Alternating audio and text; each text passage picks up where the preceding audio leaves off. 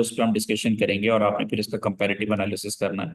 ये जो right model जिनका है ना, क्वाड्रेंट वन, ये वो लोग हैं जो अल्लाह के बरगुज़ीदा लोग हैं, जिनके बारे में सूरह वाक़िया में अल्लाह ने फरमाया ये मुकर्रबीन में से होंगे, इन पर सलामती है। ये वो लोग हैं जिनकी दुनिया भी बेहतर है, आखिरत भी बेहतर है, जिनको ना कोई गम होगा, और इनके बारे में सारी जो है ना वो खुशखबरी हैं।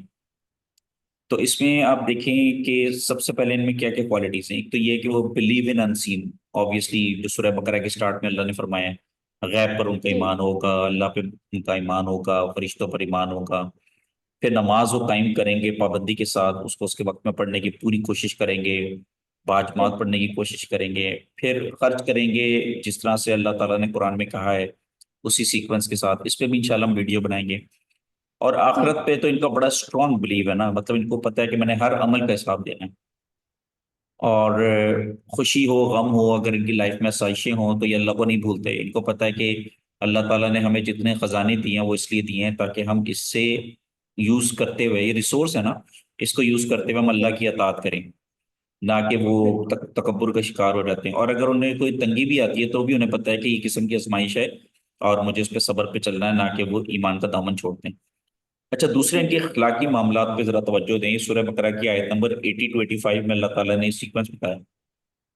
अल्लाह ताला फरमाते हैं बनी इसराइल से, बिस्मिल्लाह रहमान रहीम, वइज़ अख़ज़ना मीसाक़ बनी इसराईल ला तअबुदून इल्लल्लाह व बिल वालिदैनि इहसाना वबिलवालिदैनि इहसाना वज़िल क़ुरबा वल यतामा वल मसाकीन वक़ूलू लिन्नासि हुस्ना।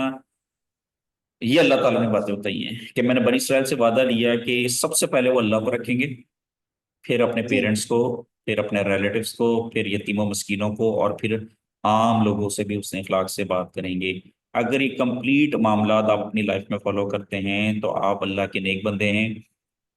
अब आपने मुआशरे में बहुत से ऐसे लोग देखे होंगे कि जो अभी भी जो बाकी क्वाड्रेंट है ना, इस ग्रीन वाले को हटा के जो बाकी क्वाड्रेंट, उनको हम वन बाय वन डिस्कस करते हैं। सबसे पहले आप नीचे पे आ जाएं, जो इसका कलर लाइट ग्रीन है, इसको जरा डिस्कस जी। करें।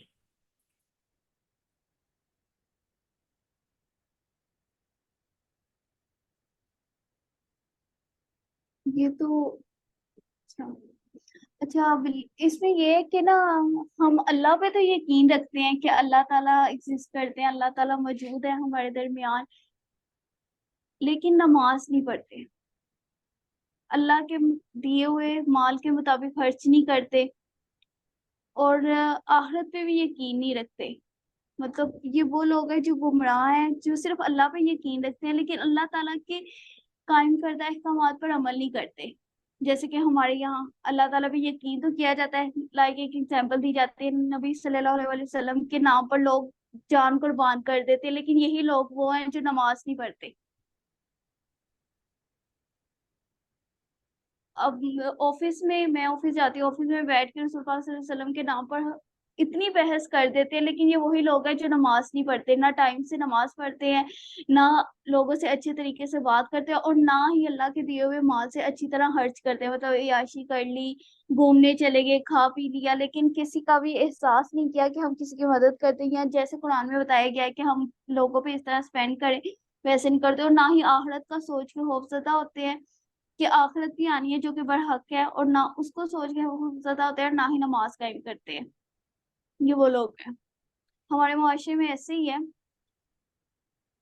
असल में एक कॉन्सेप्ट आजकल लोगों में है, वो ये कहते हैं कि जी रसूलुल्लाह हमारी शफाअत कर देंगे। जी। तो बिल्कुल। हमने बस ये कहना है, हमने जुबान से कहना है ला इलाहा इल्लल्लाह, लेकिन जो है ना, नबी सल्लल्लाहु अलैहि वसल्लम हमारी शफाअत कर देंगे, तो फिर उनके ना अमाल पे उनकी तवज्जो नहीं है। उनसे एक क्वेश्चन है कि अगर अमाल पे आपने तवज्जो नहीं देना तो अल्लाह ने पूरा कुरान नाजिल किया, अपने नबी को भेजा, वो इसीलिए तो भेजा कि हमें अपने अपने अमाल ठीक करने चाहिए थे। अच्छा बिल्कुल। अनम बेटे, ये जो कैटेगरी है ना, ये उन लोगों की है कि जो लोग, मतलब जो अखलाकी मामलात इनके ठीक हैं, ये पेरेंट्स के साथ जी। भी बहुत अच्छे हैं, रिश्तेदारों के साथ भी बड़े नरम हैं, यतीमों मस्कीनों पर भी बड़ा बड़े अदब से पेश आते हैं, लोगों से बहुत इखलाक से बात करते हैं, हाँ लेकिन जी। नमाज कायम नहीं करते, खर्चा जो है वो इस्लाम के मुताबिक नहीं करते। वही आपकी वाली बात कि पैसे आ गए तो घूमने फिरने चले गए, शादी हुई तो लाखों करोड़ों रुपए खर्च कर दिया, ठीक है। बिल्कुल। और इनको आखिरत के हमने हर अमल का हिसाब देना है। हम जितने भी पैसा खर्च रहे हैं, एक एक पाई का हमने अल्लाह को जवाब देना कि अल्लाह ये पैसे मैंने यहाँ पे खर्च किए, इस वजह से खर्च किए। ऐसा कुछ नहीं है। फिर आप देख रहे हैं कि अगर एक गाड़ी की जरूरत है तो चार चार ली हुई है। 10 मरले का घर की जरूरत है, दो दो कनाल का घर बना रहे हैं। ठीक है, कोई बिल्कुल। फंक्शन आ जाए तो उसमें बेपना अपनी स्टेटस दिखाने के लिए। अच्छा, तो ये वो लोग हैं जिनके बारे में जो बज़ाहिर तो ये समझते हैं कि हम दीन पे चल रहे हैं, लेकिन अल्लाह ताला मुझे माफ करे, ये रास्ता सीधा नहीं है। ये वो लोग हैं जो कुछ बातों पर ईमान ला रहे हैं और कुछ पे नहीं ला रहे हैं। और इसके बारे में सूरह बकरा में आयत नंबर 80 to 85 अगर आप पढ़ लें, उसमें अल्लाह ताला फरमाते हैं फतुमिनून बिबादिल किताबी व तकफुरून बिबाद। क्या तुम किताब के कुछ हिस्से पर ईमान लाते हो लेकिन कुछ का इनकार करते हो, तो याद रखना मैं तुम्हें दुनिया में भी जलीलो ख्वार करूंगा और आखिरत में भी अजाब दूंगा। जी। अच्छा अनम बेटा, ये एक तीसरी कैटेगरी भी है, अगर आप लेफ्ट डाउन में देखें तो स्काई ब्लू कलर की है।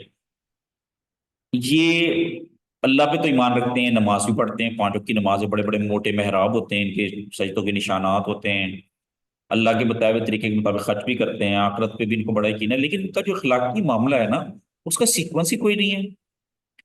मतलब ये पेरेंट्स के साथ बदतमीजी करते हैं, रिश्तेदारियां तोड़ के बैठे होते हैं जिनको अल्लाह ताला ने निभाने का हुक्म दिया है, यतीमों मस्किनों से बड़ा बुरा सलूक करते हैं, और लोगों से बड़ी बद अखलाकी से पेश आते हैं। कई नमाजियों को आपने देखा होगा कि माथे पे बड़े बड़े मेहराब होते हैं, सदका खैरात कर रहे होते हैं, लेकिन जब सदका खैरात ही कर रहे होते हैं तो लोग आगे पीछे होके खुलोए, तेनों तमीज नहीं है, मतलब बदतमीजी से बात करते हैं। इनके बारे में जरा जी बताइए। बिल्कुल। बिल्कुल। बिल्कुल हमारा मुआशरा भी इन्हीं लोगों से भरा पड़ा है। बाकी आपने बात ठीक की, जिनके माथे पे मेहराब होता है अक्सर उन्हीं को कहा जाता है कि ज्यादा बदतमीज है।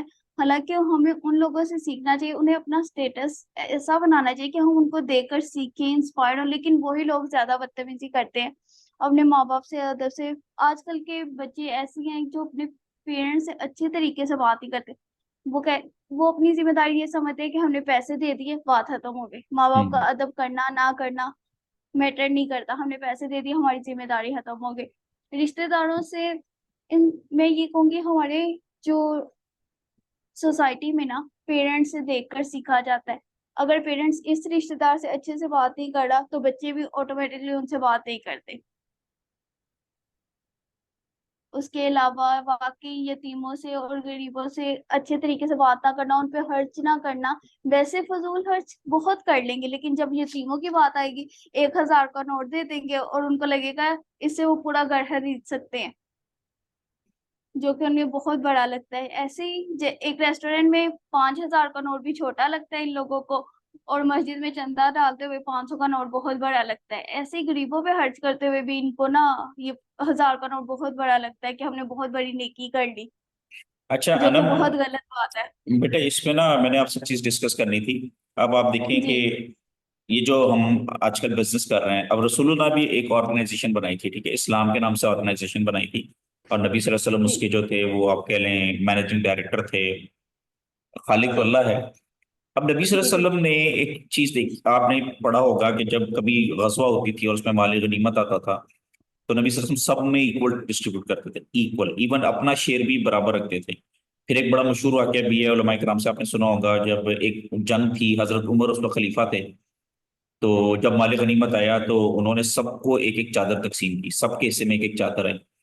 और अगले दिन जुम्मे का खुतबा था, तो जब खुतबा के लिए खड़े हुए तो उन्होंने ना उन्हीं चादर से एक सूट कुर्ता बनाया हुआ था। तो वो जब बोलने लगे तो एक साहबी थे, गालिबन सुलेमान फारसी रजी अल्लाह अन्हु, तो उन्होंने कहा था कि उमर खुतबा बाद में दें, पहले ये बताएं कि जो एक एक चादर आपने तकसीम की है उससे तो आपका कुर्ता बनता ही नहीं है, तो आपने ये कुर्ता कैसे बना लिया? तो जी। आपने फिर अपने बेटे की तरफ इशारा किया, फिर उनका बेटा अब्दुल्ला इब्ने उमर वो खड़े हुए, उन्होंने कहा कि जी मैंने अपने हिस्से की चादर भी अपने बाबा को दी है। तो बाबा ने उन दो चादरों से अपना कुर्ता बनाया। तो यानी कि आप ये देखें कि वो अमीरुल मोमिनीन थे, 4 बरए आज़मों में उनकी खिलाफत थी, लेकिन वो जो भी माल गनीमत मिलता था उसको इक्वली डिस्ट्रीब्यूट करते थे। लेकिन आप आजकल के जो बिजनेसमैन है उनका जरा देखें, वो कहते जी क्योंकि इन्वेस्टमेंट हमारी है, रिस्क हमने लिया, तो सारा प्रॉफिट हमारा है। अब वो क्या करते हैं, वो एम्प्लॉयज को एक अदना सी उजरत पे रख लेते हैं। जैसे आप पाकिस्तान और इंडिया का अगर आप बिल्कुल। माहौल देख लें, अब जी। आपका एम्प्लॉय है जो 8 घंटे, कई दफा 9 9 घंटे, कई दफा 12 12 घंटे आपके साथ काम कर रहा है, उसको आप तनख्वाह दे रहे हैं 20,000 25,000, ना कोई मेडिकल है ना, कोई फैसिलिटी है, और जितना भी प्रॉफिट है वो सारा अपनी जेब में जा रहे हैं। मैं आपको एक चीज बताऊंगा, आपके रोंगटे खड़े हो जाएंगे। मेरा एक स्टूडेंट था, जी। उसके अब्बू का कोई कारखाना था, तो एक दिन वो ना मोबाइल लेके आए। तो उसने लाके मेरे सामने रखा, मैंने कहा बेटे मोबाइल कितने का है? तो उसने कहा 3 लाख का, मैंने कल ही लिया। अब उसके कारखाने में जो लोग काम कर रहे हैं ना, उनकी तनख्वाहें 8-8 9 9 हज़ार। मतलब अपने बेटे को तो 3-3 लाख का मोबाइल लेके दे रहे हैं, और जो इम्प्लॉइज आपके लिए ऐसे दिन रात मेहनत कर रहे हैं उनकी तनख्वाहें 8-8 हज़ार। इसके बारे में कुछ कहिए जरा। जी बिल्कुल ऐसे ही है, हमारी हर कंपनीज में मोस्टली यही होता है कि जो भी प्रॉफिट हो उसमें से ज्यादा हिस्सा ओनर्स का होता है, और जो एम्प्लॉयज में होता है वो थोड़ा सा डिस्ट्रीब्यूट होता है, जिसकी वजह से जो एम्प्लॉयज है वो बहुत डिमोटिवेट होते हैं, बेटे एम्प्लॉयज में कहाँ उदास डिस्ट्रीब्यूट रहते होता हैं। है? एम्प्लॉयज में तो कोई प्रॉफिट डिस्ट्रीब्यूट नहीं होता, वो तो सिर्फ सैलरी पे आपको रख लेते हैं। प्रॉफिट तो कोई डिस्ट्रीब्यूट नहीं करते वो आपको। थोड़ा लाइक एस बोनस के नाम पे डिस्ट्रीब्यूट कर दिया हाँ जाता है, वो जो हाँ, कि सही। बहुत कम क्वांटिटी में होता है। सही कह रही हैं। जो कि बहुत कम क्वांटिटी में होता है, ऐसे ही होता है हर कंपनीज में। अगर मैं अपनी कंपनी की बात करूं तो मैं नाम मेंशन नहीं करूंगी, लेकिन ये है कि वो ना हर रमजान में ना उम्रे के लिए निकल जाते हैं सब ओनर्स। हाँ कितनी देखें। दफा कर चुके हैं यही। आप वो कंपनी में जो काम करते हैं उनको तो करवाते हैं, एक आधा पर्सन होता है जिसकी वो टिकट निकल आती है उसको करवा देते हैं, लेकिन यही वो बाकी एम्प्लॉयज को भी मौका दें, जो नहीं अफोर्ड कर सकते वो जाएं। फिर इस तरह एम्प्लॉय भी मोटिवेट होगा। आपने पहले भी हमें बताया था कि ना जो प्रॉफिट होता है ना वो सब में इक्वली डिस्ट्रीब्यूट होना चाहिए, ताकि सब एम्प्लॉयज और ओनर्स को लगे कि ये कंपनी मेरी है, और वो उसमें उसी लगन से काम करें, जैसे वो समझे कि ये मैं काम कर रहा हूँ और ये मैं ही बिजनेस चला रहा हूँ। क्योंकि वाकई ओनर्स के तो सिर्फ शेयर्स होते हैं, जो पैसा जो उन्होंने पैसा लगाया होता है।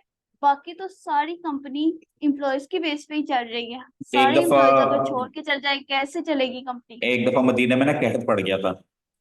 तो जी। सैयदना उमर रजी अल्लाह अन्हु जो थे वो रोटी को ना बकरी के दूध में भिगो के खाते थे।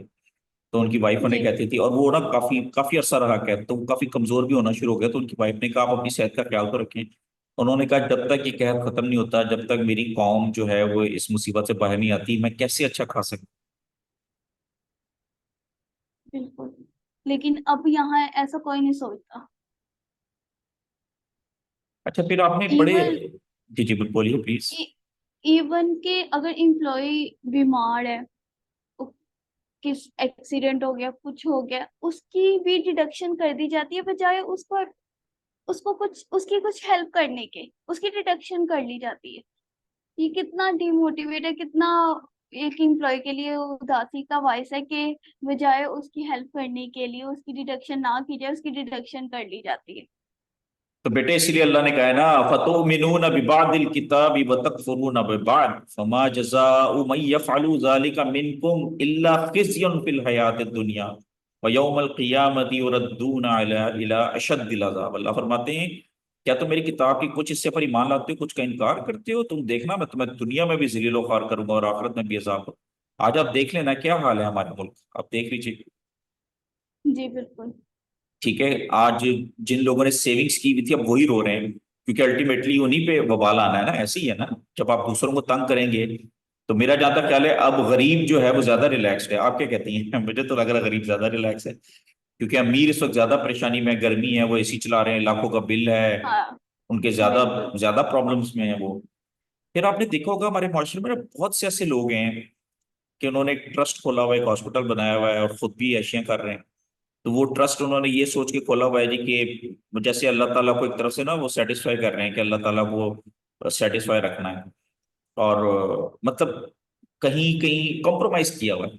जैसे एक तरफ वापडा टाउन में कई लोगों को मैं जानता हूँ, लाहौर में उन्होंने खैराती खोले में अच्छा अच्छा खाना खिलाते हैं लोगों को, लेकिन खुद बेतहाशा अपनी ख्वाहिशात पे चल रहे हैं। लीज पे उन्होंने गाड़ियां ली हुई हैं, इंटरेस्ट पे उनके काम चल रहे हैं। तो मतलब वो ये समझते हैं कि मतलब कहीं पे भी ये जैसे वो ग्रीन वाला क्वाड्रेंट है ना, उस पे नहीं आ रहे।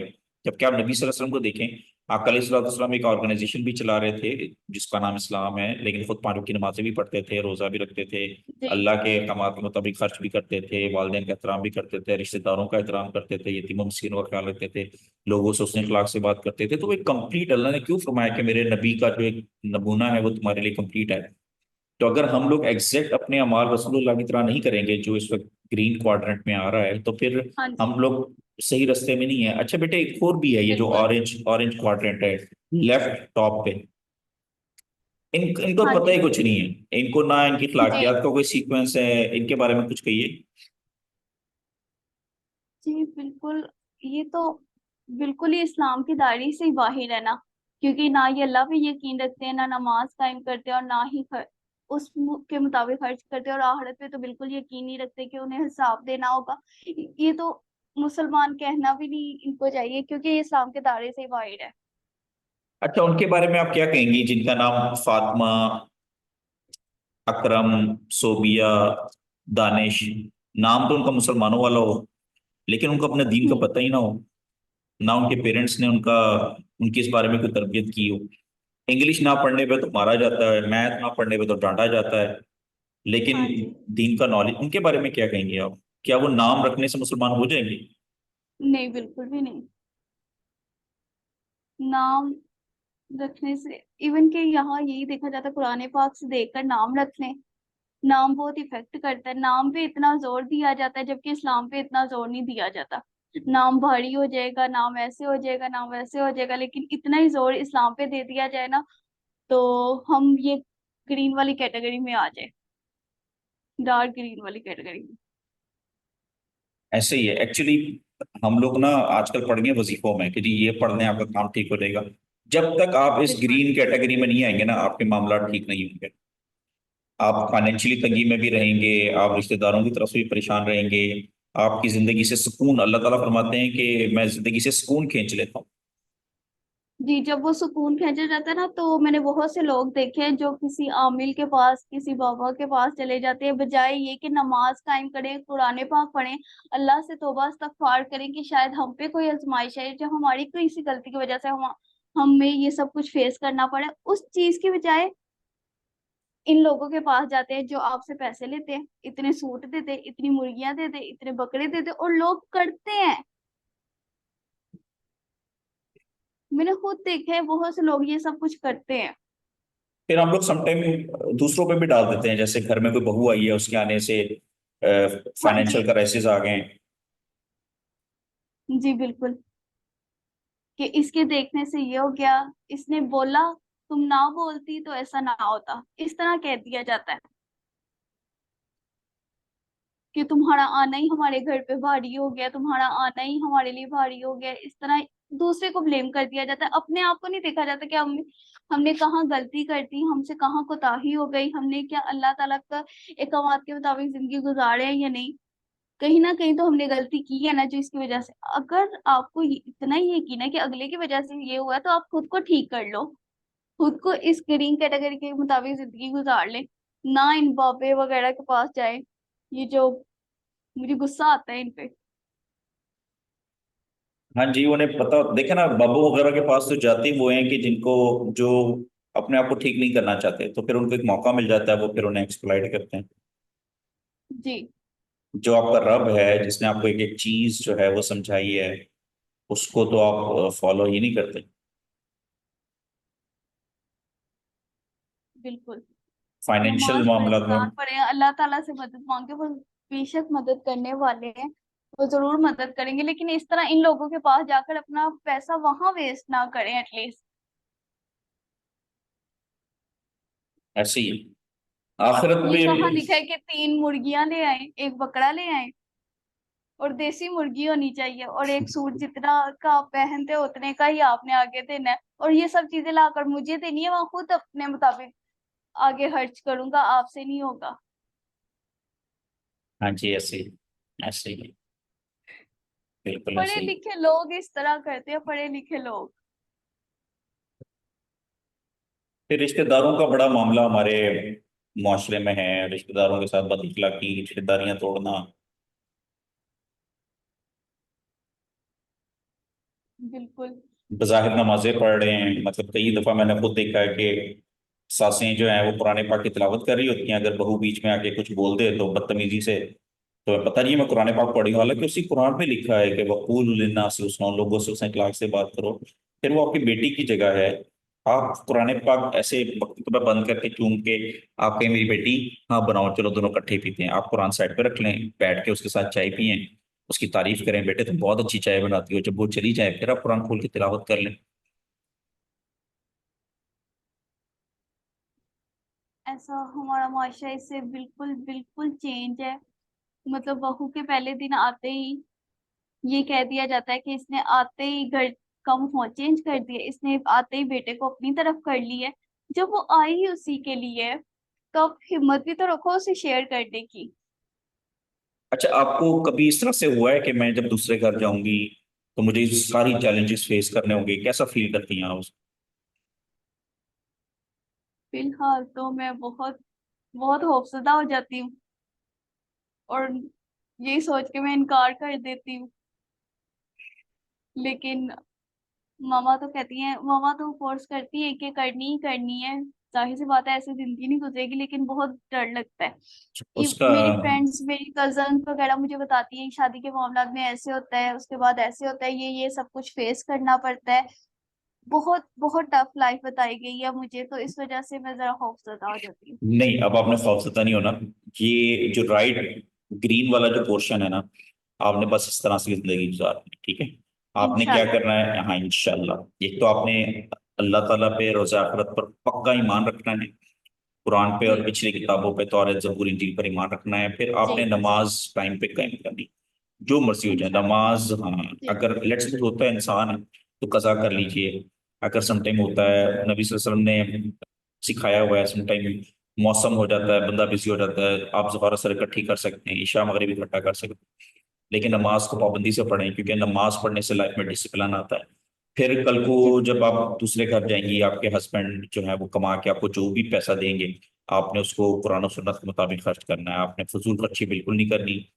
उस पैसे से जी। अपने घर की जरूरियात को हैंडल करना है, कुछ अपना फ्यूचर के लिए भी सेव करें, अपनी फैमिली में उसको एजुकेट करने के लिए उस पर भी खर्च करें। फिर रिश्तेदारों में देखें, मेरे बहनों में या मेरे हस्बैंड की जो खानदान वालों में कोई फाइनेंशियली जरूरियात, आपने आहिस्ता आहिस्ता अपने हस्बैंड को भी एजुकेट करना है, फौरन ही आहिस्ता आहिस्ता आराम आराम से समझाना है, और उन्हें अमल करके भी दिखाना है। फिर रिस्पेक्ट के मामले में अल्लाह सबसे पहले है, ठीक है, उसके बाद फिर पेरेंट्स। आपकी जो सास जी। होंगी, आपके जो ससुर होंगे, वो आपने उनको बिल्कुल वैसे ही ट्रीट करना है जैसे मेरे वालिदैन हैं, उनके साथ जी। वैसे ही आपने अदब से पेश आना है। अगर वो आपको बुलाएं वैसे ही मासूमियत के साथ सर झुका के, जी पापा जी मामा, बहुत मीठे लहजे से उनसे बात करनी है। फिर जो आपके रिश्तेदार होंगे, आपके भी और आपके हस्बैंड से भी, अगर आपका हाँ हस्बैंड जी। कहे आपको कि आना मुझसे नहीं मिलना, तो आपने बड़े प्यार से उन्हें समझाना। आपने कहना देखिए आप तो मेरे हस्बैंड है ना, आपका हुक्म सर आंखों पे है, लेकिन मुझे बताएं मेरे अल्लाह का हुक्म है कि रिश्तेदारी नहीं तोड़नी है, मुझे बताएं मैं क्या करूं। उनको आहिस्ता आहिस्ता एजुकेट करें कि रिश्तेदारियां तोड़ने से घर में जो है ना बरकतें चली जाती हैं। फिर जी। आपकी फैमिली में जो भी यतीम मिस्कीन है उसके साथ आप उससे अखलाक से पेश आए, उसका फाइनेंशियली ख्याल रखें।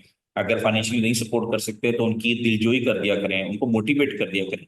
समटाइम हम किसी को इमोशनली मोटिवेट करें तो उसका भी बड़ा अजर होता है। जैसे फर्ज करें आपकी फैमिली में कोई गरीब है, आपको कोई कजन है वो इस वक्त फाइनेंशियल क्राइसिस में है, तो आप उसे कहें कोई मसला नहीं है, आप उसे कहें कि ये जो ग्रीन है ना इस तरह तुम चलो, इंशाल्लाह तुम्हारे सारे मामला ठीक हो जाएंगे, अल्लाह गनी है, तो तुम्हें परेशान नहीं होना, ठीक है। फिर कई दफा होता है फैमिली में कुछ लोगों की डेथ्स हो जाती हैं, कोई किसी प्रॉब्लम्स में आ जाता है, तो आपने उनको बड़ा मोटिवेट करना है। क्योंकि हमारे माशरे में एक चीज ऐसा भी है, जैसे मैं आपको केस बताता हूँ, मेरी फैमिली में ऐसा हुआ था कि मतलब फैमिली में नहीं हुआ था, मतलब मेरा एक स्टूडेंट था, वो यंग था, तो वो उसका एक्सीडेंट में वो शहीद हो गया। तो जी। वो इकलौता ही था। तो आंटी से जब हम अफसोस करने गए तो आंटी के ना आसपास और भी उनकी सहेलियां बैठी हुई थी। अब वो उनकी उनकी बातें ऐसी थी, तू तो बर्बाद हो गई, तेरा तो एक ही मुंडा सी, हूं तू की करेगी, ठीक है। तो फिर मैं जब उनके पास बैठा तो मैंने उनको कहा, मैंने कहा आपका बेटा शहीद हुआ है और इंशाल्लाह इंशाल्लाह वो इस वक्त नबी सल्लल्लाहु अलैहि वसल्लम के पास होगा, आपने बिल्कुल गम नहीं करना, बाकी हम आपके साथ हैं इस दुख में, और अल्लाह ताला इसका बेहतरीन अजर देगा इंशाल्लाह।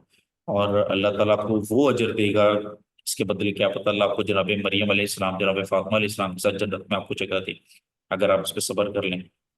तो जब मैंने ये बातें की तो वो काफी रिलैक्स हो गई, वरना उससे पहले तो बेचारी इतनी वो डीमोटिवेट हो चुकी हुई थी।